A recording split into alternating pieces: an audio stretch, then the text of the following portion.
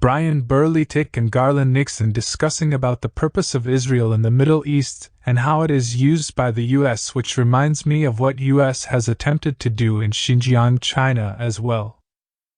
Because it was an attempt to place another entity called East Turkestan like Israel in East Asia with the same intent of causing chaos and instability in that region. Take a look at the maps, the similarity are apparent.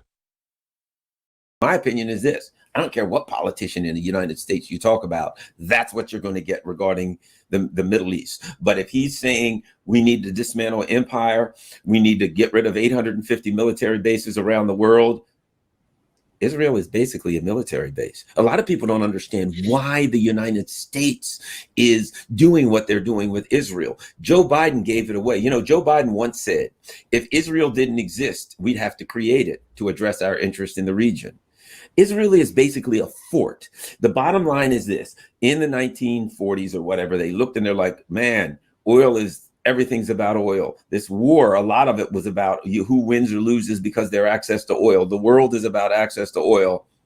We need an unsinkable aircraft carrier in the Middle East. I know, let's stick a country in there and we'll arm it to the teeth. That's really what, it's not even about a religious alignment. It's not about a political alignment. It's purely, this is our Air Force, our military base in the region of the world where there's lots of oil. That's all it is.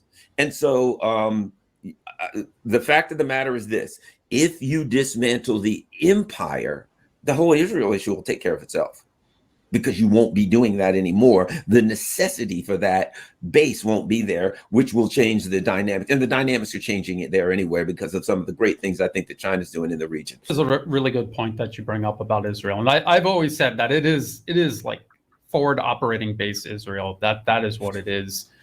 And yeah. He said things that I disagree with, and especially about Israel. And I know that issue gets under people's skin like nothing else. It is such a vast divide for people pro-Israel or anti-Israel, but that's its purpose. Its purpose is to elicit an emotional reaction. That's how they maintain the strategy of tension in the Middle East. So people should keep that in mind. And I think you're right. If he dismantles all of these other things, or even if he just brings attention to the fact that they need to be dismantled, eventually it's going to solve itself. And you mentioned China. I think that's another important point to emphasize.